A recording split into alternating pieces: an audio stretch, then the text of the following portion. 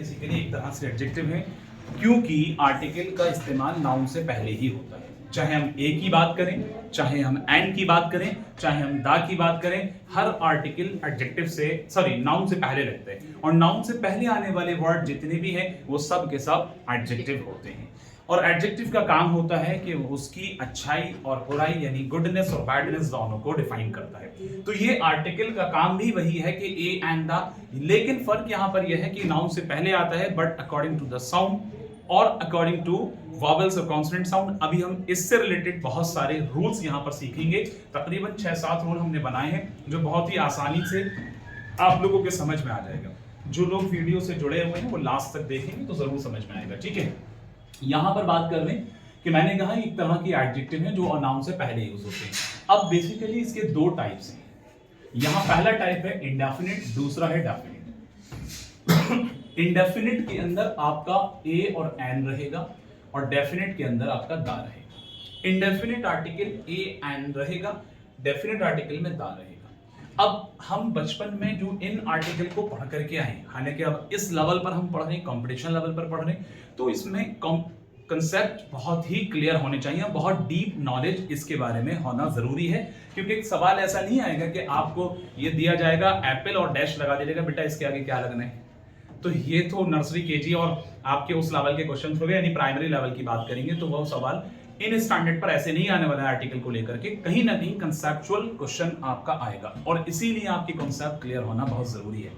तो यहां पर मैंने तकरीबन 6 से 7 रूल बनाए, उसको आपको सुनना है, समझना है। लेकिन मैं बात कर रहा था कि अगर हम छोटी क्लास की बात करें, प्राइमरी स्टैंडर्ड की, सेकेंडरी स्टैंडर्ड की बात करें, तो वहां हमारे सामने टीचर लोग कहते हैं कि साहब डेफिनेट आर्टिकल होगा तो जाहिर है कि ये प्रॉपर नाउन में जाएगा। प्रॉपर नाउन में आप उम्र आपका फोकस बिगड़ता रहता है, थोड़ा फोकस करने की जरूरत है। मैं बार बार नोटिस कर रहा हूँ, आप कभी टाइम की तरफ, कभी मोबाइल की तरफ, कभी कॉपी की तरफ, कभी कहीं, फोकस सिर्फ यहाँ होना चाहिए, अच्छा समझ में आएगा, वरना समझ लें। यहां पर मैं बात कर रहा हूं कि डेफिनेट आर्टिकल किसके साथ लगते हैं, क्योंकि हमें प्राइमरी सेकेंडरी स्टैंडर्ड पर यह सिखाया जाता है कि बेटा प्रॉपर नाउन होगा तो आप डेफिनेट आर्टिकल यानी दा लगा दो। लेकिन उन टीचरों को मैं गलत नहीं कहूंगा, वहां उस लेवल तक उनकी बात कुछ हद तक सही है, लेकिन अगर हम थोड़ा सा आगे बढ़ते हैं तो वो बात गलत हो जाती है। रीजन उसका यह है कि प्रॉपर नाउन में अगर मैं रूल पढ़ूं ओमिजन ऑफ द आर्टिकल का, ओमिजन ऑफ द आर्टिकल के रूल में प्रॉपर नाउन में कुछ चीजें हैं जहां पर हम ओमिट करते हैं, यानी ए एंड द कुछ भी नहीं लगाते। Proper noun omission of the article का रूल नंबर 1 ये कहता है कि वहां पर आपको किसी प्रॉपर नाउन में नेम हो किसी इंसान का, या किसी खास जगह का नाम हो, या कोई डे का, या कोई ईयर के मंथ का नाम हो, या किसी सिटी या विलेज या आपका टाउन का नाम हो, तो उन जगह पर हम कोई आर्टिकल का इस्तेमाल नहीं करेंगे। लेकिन आपके प्राइमरी और सेकेंडरी स्टैंडर्ड के टीचर्स ये कहते हैं कि आपको प्रॉपर नाउन में हर बार आर्टिकल लगाने हैं। मैं कहता हूं आपके सामने कि श्री नरेंद्र मोदी जी, ये बड़ा फेमस नाम है और इनको सब जानते हैं और जानना भी चाहिए, क्योंकि हमारे हिंदुस्तान के वजीर आजम प्राइम मिनिस्टर हैं। तो यहां अगर मैं बात करूंगा तो क्या यहां पर दा लगाएं, जैसा कि उमर इस स्टैंडर्ड पे आकर भी कह रहे हैं, क्योंकि बहुत ही खास नाम है, नो डाउट खास नाम है, प्रॉपर नाउन है। लेकिन मैंने आपको ओमिजन ऑफ द आर्टिकल का रूल नंबर 1 बताया कि प्रॉपर नाउन में किसी इंसान के नाम में कोई आर्टिकल नहीं लगेगा, point to be noted here. तो यहां पर बिल्कुल कोई आर्टिकल ए एंड द नहीं आएगा। अब आपके जहन में जो डाउट चल रहा है वो इसलिए क्योंकि सर ये खास है, बड़ा नाम है, प्राइम मिनिस्टर है, हिंदुस्तान के प्राइम मिनिस्टर है। यही बात इसको कहने से पहले मैंने ये बात यहां पर कही, इसको कहने से पहले मैंने ये बात कही कि यहां पर बच्चों को सेकेंडरी और प्राइमरी स्टैंडर्ड पे जो चीज सिखाई जाती है तो उनके दिमाग में ऐसे फ्रीज हो जाता है कि सालों साल वो बूढ़े हो जाएं, लेकिन वो दिमाग से निकलने वाला नहीं है। लेकिन मैं कह रहा हूं वो गलत नहीं है, बट एक लेवल है, एक स्टैंडर्ड है, और वहां आकर के चीजें वो क्लोज हो जाती हैं। आगे नया चैप्टर आता है कि साहब ये रूल अब ये कहता है, तो क्योंकि मैंने आपको बताया ओमिजन ऑफ द आर्टिकल के अंदर रूल नंबर 1 ये कहता है कि प्रॉपर नाउन में किसी का नाम होगा, चाहे वो कितना भी खास हो, उसके आगे आर्टिकल। लेकिन अगर इसकी जगह मैं कहता हूं कि Shri Narendra Modi ji is the prime minister of India, क्योंकि मैंने उनकी डेजिग्नेशन के आगे दा लगाया है, उनकी पोस्ट के आगे दा लगाया है, तो यहां दा लगाना सही होगा, लेकिन उनके नाम के आगे दा लगाना गलत होगा। तो हम इस वीडियो के अंदर, इस क्लास के अंदर आज ये बहुत सारी इंपॉर्टेंट चीजें सीखने वाले हैं। वही बचपना जो आपका है कि ओल्ड मैन है तो एन लगा दो, ऐसा ठीक है ओल्ड मैन, लेकिन हमने ये नहीं सीखा कि हमारा जो ओ है उसके साथ में हम वहां पर कैसे मैनेज करेंगे। ठीक है, ये चीज एक बड़ी इंपॉर्टेंट है।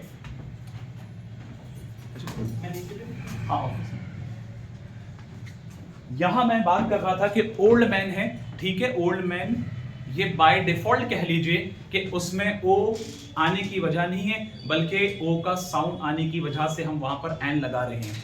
लेकिन बच्चे बचपन में रट कर क्या है कि साहब हमारी मैम ने तो ओल्ड मैन पढ़ाया, हमारे मास्टर साहब ने तो ओल्ड मैन पढ़ाया, ओल्ड मैन के साथ एन लगाना है, उमर यही बात कहेंगे। नहीं, मैं नहीं मानूंगा।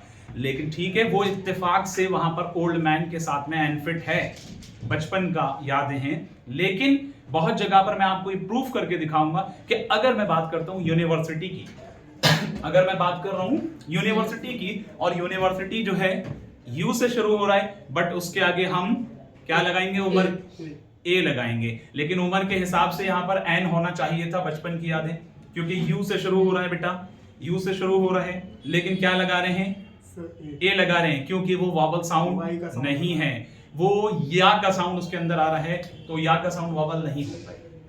तो कुछ बेसिक कॉन्सेप्ट्स हम भी मैंने यहां पर जिक्र किए। आगे क्लास बहुत इंपॉर्टेंट होने वाली है, लास्ट तक आपको जुड़े रहना है। जो बच्चे यहां पर बैठे हैं पूरा फोकस करने मैं आपको बता रहा था कि सबसे पहले हमें यह जानना है कि अभी मैं 6-7 रूल यहां करवाऊंगा, लेकिन आप लोग को यह सबसे पहले जानना है कि आप यहां पर स्वर और व्यंजन को जानते हैं या नहीं जानते, वॉवल और कॉन्सोनेंट क्या होता है। वॉवल साउंड, मेरा कहना यह है कि इंग्लिश के अंदर वॉवल हो या ना हो, लेकिन अगर वॉवल साउंड होगा तो एन लगेगा।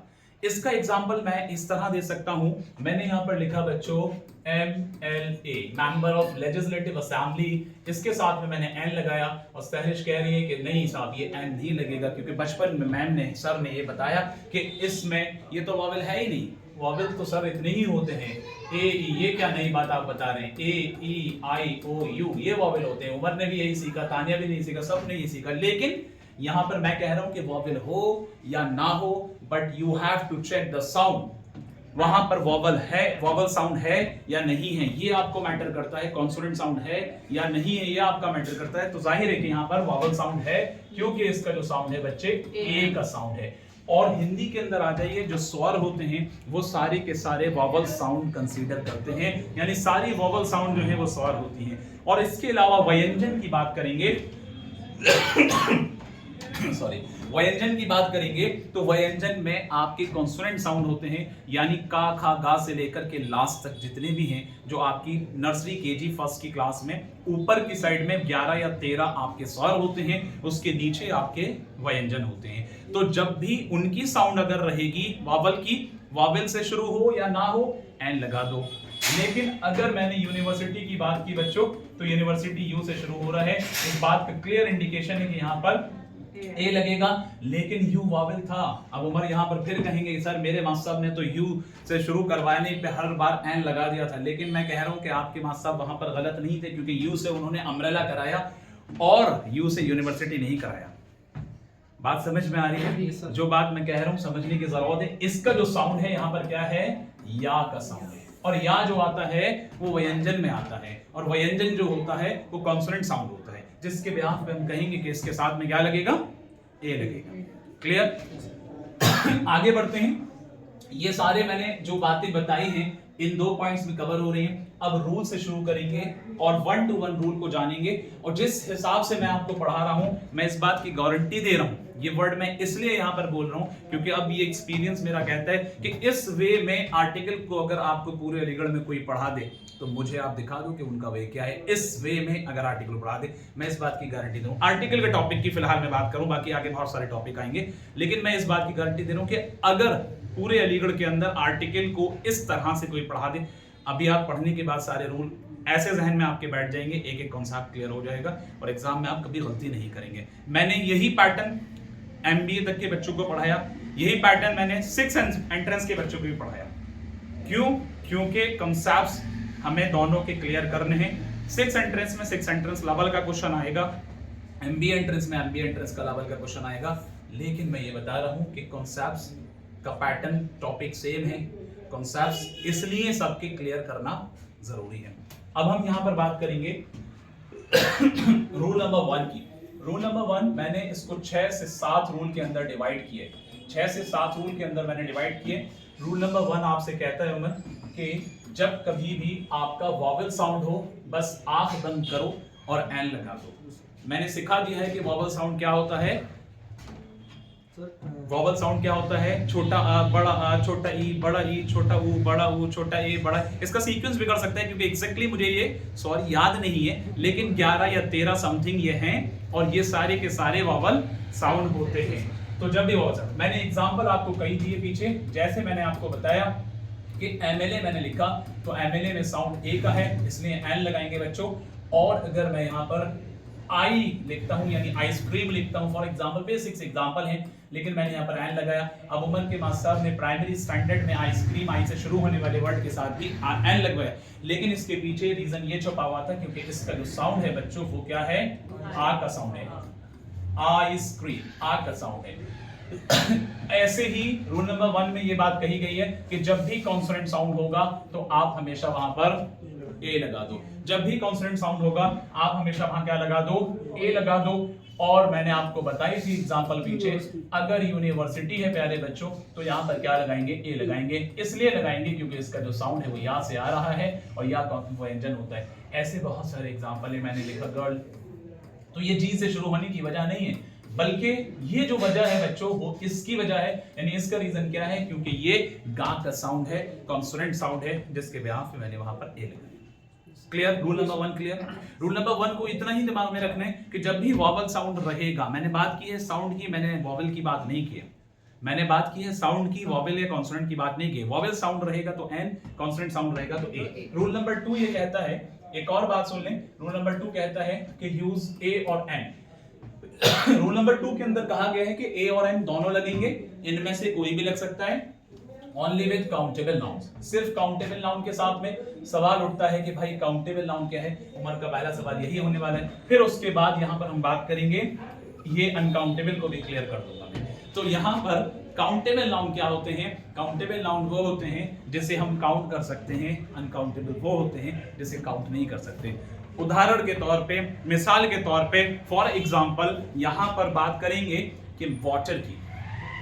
Water is one of the example of uncountable noun. इसका अनकाउंटेबल नाउन सही है क्योंकि उसको मैं गिन नहीं सकता हूं जब तक कि उसकी लिमिट को एग्रीगेट ना किया जाए। यानी मैं कहूंगा कि आई नीड अ वाटर, तो यहां पर ग्रामेटिकली गलत है मेरा वाटर के आगे आ लगाना। Point to be noted here, यहां ग्रामेटिकली गलत है आ लगाना। रीजन बी कि मेरे भाई यहां पर जो है वाटर अनकाउंटेबल है और मैं आ कैसे लगा दूंगा?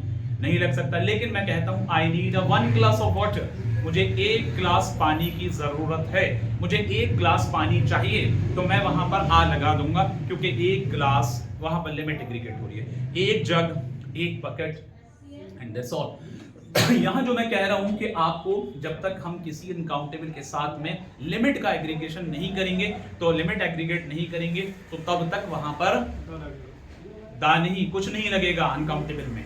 ये रूल में भी मैं सिखाऊंगा, ठीक है? क्योंकि ये वही बचपने की रटी हुई चीजें हैं कि इस जगह पर दा लगा दो, जैसे ये कह रहे हैं, वो चीजें आती हैं सामने, मेरा एक्सपीरियंस ये कहता है। तो यहाँ पर जो है एन एलिफेंट आकार, अब जरा सुनिएगा, मैं इसको थोड़ा सा ऊपर करूंगा, वीडियो तो कवर हो ही रही है, आपको मिल जाएगी। यहाँ आपको नजर आ रहा है एलिफेंट है, एलिफेंट काउंटेबल है, दैट्स ऑल। तो इसलिए मैंने यहाँ पर एन लगाया क्योंकि इसका साउंड वॉवल है। कार काउंटेबल है लेकिन ये कॉन्सोनेंट है, इसके साथ मैंने आ लगाया। टीचर काउंटेबल है, इसके साथ क्या लगाया बच्चों? आ लगाया। ऑनियन काउंटेबल है, इसके साथ मैंने क्या लगाया? एन लगाया। क्यों लगाया? क्योंकि साउंड वॉवल है। अगर मैं आता हूं वाटर पर, तो मैंने यहां पर ए या एन या मैंने दा, इनमें से मैंने कुछ भी नहीं लगाया, इनमें से मैंने कुछ भी नहीं लगाया, तो क्योंकि ये अनकाउंटेबल है। Sugar, how many crystals in 1 kilogram of sugar? Tell me. कितने? हाँ, अनकाउंटेबल है ना? बात समझ में सबके आ रही है? ठीक है, तो मैं बता रहा था कि ए इसके आगे भी हम कोई ए एंड दा कुछ नहीं लगेगा। वो दा वाली जो बात है वो बचपन की रटी हुई बात है, लेकिन अब आप बड़े हो गए, अच्छे से सीखना है। यहाँ पर बात करेंगे शुगर की, इसमें भी नहीं लगेगा, एयर में भी नहीं लगेगा, लव में भी नहीं लगेगा, एंगर में लगेगा। These all are uncountable noun. समझ में बात आ रही है? इतना कवर हो रहा है, ठीक है, स्टॉप नहीं करना है। यहाँ तक सबका क्लियर? वेट बिल्कुल ऊपर होगा, अब सारा दिख जाएगा ये। अब यहाँ पर ये सारे काउंटेबल हैं, ये सारे अनकाउंटेबल हैं। काउंटेबल में मैंने रूल नंबर 2 में क्या सिखाया, मैं पॉइंट पर आ रहा हूँ, ध्यान दीजिएगा। रूल नंबर 2 में मैंने क्या सिखाया कि काउंटेबल में ए या एन यूज होगा, लेकिन रूल नंबर 1 ये कहता है कि रूल नंबर 2 के साथ में उसको कनेक्ट कर दो। रूल नंबर 1 कहता है कि भाई अगर वॉवल साउंड हो तो एन लगा दो, कॉन्सोनेंट साउंड हो तो ए लगा दो। तो इससे बहुत क्लियर है कि रूल नंबर 1 की हेल्प से हमें रूल नंबर 2 में भी काम चल रहा है, क्योंकि रूल नंबर 2 के फर्स्ट पॉइंट में ये बात कही गई है कि आपको ए एन का यूज करना है काउंटेबल के साथ में। तो बेटा काउंटेबल के अंदर आपका वॉवल साउंड भी हो सकता है, काउंटेबल के अंदर आपका कॉन्सोनेंट साउंड भी हो सकता है। तो यहाँ बहुत सीधी सी बात है, जैसा मैंने दिखाया, एन भी है, ए भी है, एन भी है, ए भी है, सारे हैं, लेकिन इसके अंदर कुछ नहीं है। दा का इस्तेमाल इसके अंदर नहीं होगा। ये बचपन की रटी गलत चीजें हैं, लेकिन बहरहाल आप सही करनी है। आगे बढ़ते हैं रूल नंबर 3 की तरफ। रूल नंबर 3 के अंदर यहां से देखेंगे। रूल नंबर 3 के अंदर आपसे कहा गया है कि जब कभी भी आपके किसी पर्सन या किसी थिंग के बारे में आप बात कर रहे हैं, लेकिन वो अननोन है, लेकिन उसको आप जानते नहीं हैं, पहले से आपकी नॉलेज में नहीं है, तो उस केस में उस पर्सन और थिंग के आगे आप ए एन का इस्तेमाल करेंगे। उस पर्सन और थिंग के आगे ए एन का इस्तेमाल करेंगे। और अगर आप उसको पहले से जानते हैं, ऑलरेडी नोन है वो चीज आपके लिए, तो वहां उस जगह पर आप दा का इस्तेमाल करेंगे। इस पॉइंट में क्या लिखा है देख लेते हैं। Use a or an to talk about a person और thing. To talk about a person और थिंग। यहां ध्यान देने की जरूरत है, मैं दूसरी कलर से कर देता हूं। यहां ध्यान देने की जरूरत है अननोन। क्या कह रहे हैं बच्चों? अननोन। आप ध्यान दीजिएगा, टू योर लिसनर, यानी जो सुन रहा है, जिसके बारे में बातचीत हो रही है, तो उस केस में हम यहां पर अगर अननोन थिंग है, अननोन पर्सन है, तो आप वहां पर ए या एन का यूज करेंगे। मैं कौन से रूल की बात कर रहा हूं? बोलिए, कौन से रूल की बात कर रहा हूं? रूल नंबर 3 की बात कर रहा हूं। लेकिन इस रूल में फिर वही बात आती है, a an unknown person unknown thing के साथ होगा। अब ए कहां होगा और एन कहां होगा, फिर ये रूल नंबर 1 बताता है। वॉवल साउंड कहता है कि वहां पर एन लगा दो, कॉन्सोनेंट साउंड कहता है कि ए लगा दो। कनेक्टेड रहेंगे चीजें, याद रखिए। आगे बढ़ते हैं। यूज दा का यूज होगा to talk about a person और थिंग।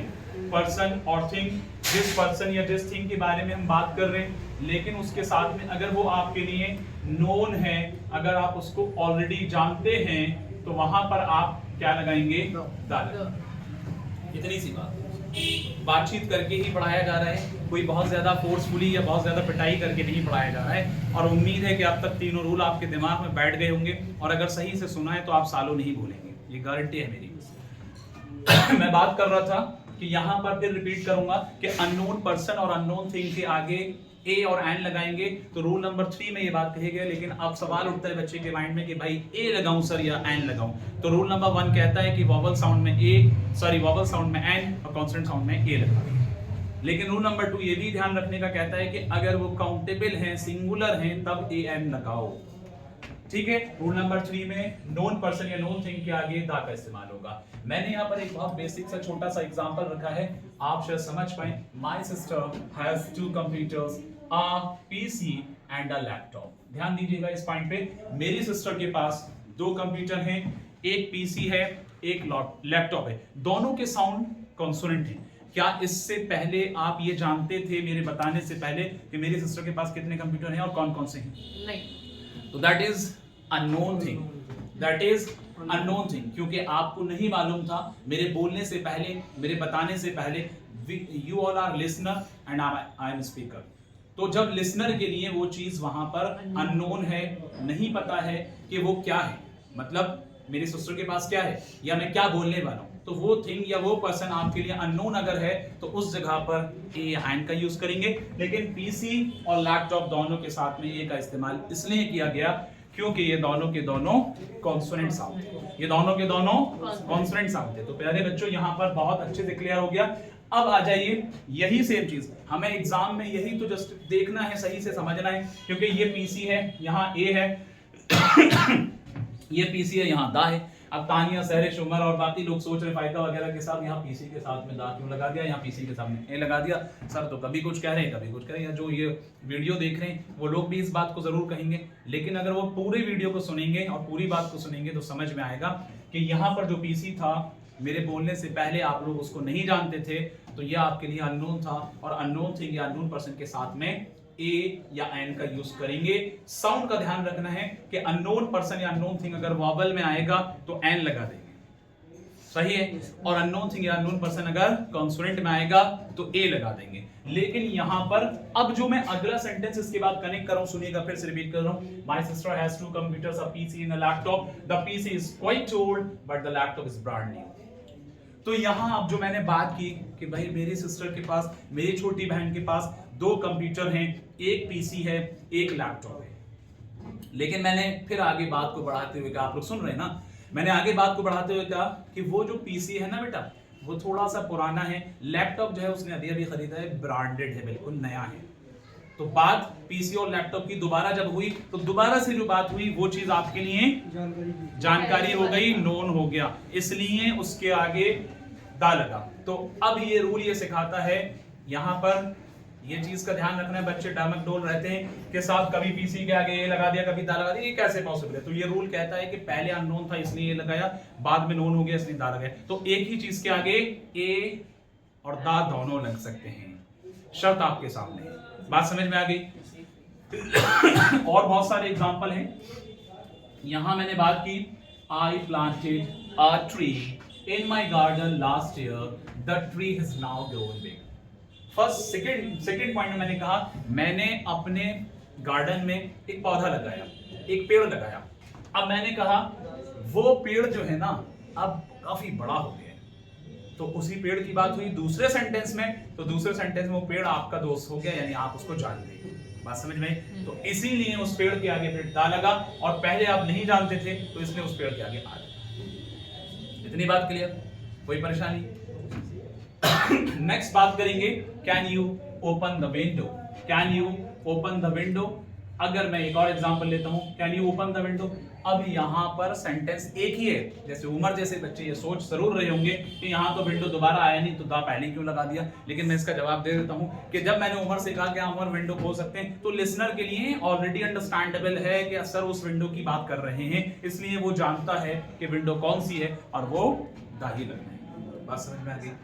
आगे बढ़ते हैं, रूल नंबर 4। रूल नंबर 3 तक सबका क्लियर? किसी को कोई परेशानी? तानिया डरने की जरूरत नहीं है। ओके, 5 मिनट और क्लास लेता हूँ, फिर शादेब सर क्लास ले लेंगे, ठीक है? उम्मीद है कि नीचे बैठे होंगे।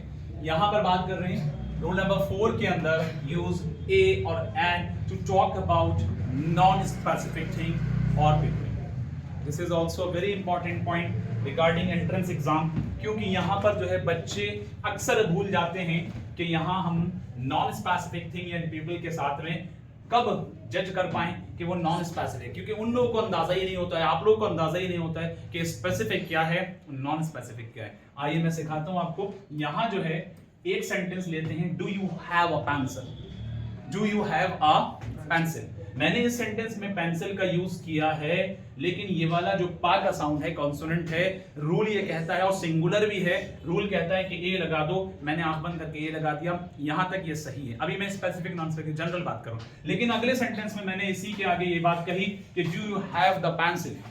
अगले सेंटेंस में मैंने क्या कहा बच्चों? Do you have the pencil that Aqdas gave you. क्या आपके पास वो पेंसिल है जो अकदस ने आपको दी?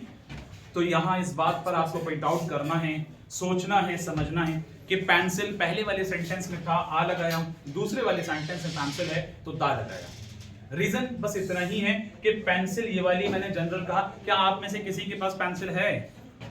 तो हो सकती है, नहीं हो सकती, वो यस और नो में आंसर होगा, it's a different thing. But लेकिन मैंने कहा उमर वो पेंसिल देना मुझे जो अकदस ने आपको दी थी, ये मैंने आपको दी थी, that is called specific. Getting my point? तो इससे बहुत क्लियर है कि एक ही चीज के साथ में इस जगह भी ये समझ में आता है कि ए भी लग सकता है और दा भी लग सकता है। एक ही चीज के साथ में ए भी लग सकता है और दा भी लग सकता है। तो इससे बहुत अच्छे से क्लियर हो गया कि यहां पर जो है पेंसिल है ए लगाया, यहां पेंसिल है दा लगाया। लेकिन मैंने आपको ये बताया कि यूज ए और एन, ध्यान दीजिएगा, to talk about non specific thing और पीपल। तो इससे बहुत क्लियर हो रहा है कि नॉन स्पेसिफिक थिंग और नॉन स्पेसिफिक पीपल में हम ए और एन लगाएंगे। तो ए यहां लगा क्योंकि ये कांस्टेंट साउंड था। अगले सेंटेंस को देखते हैं, इससे आपका क्लियर हो जाएगा। I want to buy an apartment. I want to buy an apartment. मैं अपार्टमेंट खरीदना चाहता हूँ। खुदा करे इतना आ जाए मेरे पास कि एक नहीं, दो नहीं, कई अपार्टमेंट खरीद लूं, वो एक अलग बात है। अल्लाह देंगे तो जरूर लेंगे। यहाँ पर जो है I want to buy an apartment, तो अपार्टमेंट के आगे यहाँ पर एन का यूज किया। क्यों? क्योंकि इसका साउंड आने क्या था? वॉवल साउंड था। ए वाली बचपन वाली रटी चीज नहीं। ए, हाँ, ए की बात नहीं कर रहा हूं मैं, वॉवल साउंड। मैंने कहा वॉवल हो या ना हो, तो आप दोनों में से कुछ भी लग सकता है, लेकिन वॉवल साउंड होना जरूरी है। जैसे मैंने एमएलए की एग्जांपल दी, यूनिवर्सिटी की एग्जांपल दी, बहुत एग्जांपल है। फिलहाल ये जाने कि ये वॉवल साउंड था, इसकी वजह से एन लगे। अब ध्यान दीजिएगा, अब यहां मैंने कहा बच्चों I want to buy the apartment that we visited। बहुत क्लियर है कि मैं उस अपार्टमेंट को मैं खरीदना चाहता हूं जहां हम गए थे। तो वो स्पेसिफिक हो गया। यानी समझ में आती है बात? तो इसीलिए स्पेसिफिक था दा लगा, ये नॉन स्पेसिफिक था आ लगा, ये स्पेसिफिक था इसमें दा लगा। इस तरह से अब तक आपने 4 रूल सीख लिए। अब डॉक्टर शाहजेब इंतजार कर रहे हैं। आज की क्लास इतनी ही रखते हैं और नेक्स्ट क्लास में सभी लोग जो ऑनलाइन देख रहे हैं वो जुड़े रहें। और नेक्स्ट क्लास में आपको दूसरी वीडियो के अंदर रूल 5 से रूल 8 तक 7 तक जो हमने बनाए सारे रूल आपको मिल जाएंगे। उसके बाद ओमिजन ऑफ द आर्टिकल ये मिलेगा। ठीक है, थैंक यू सो मच।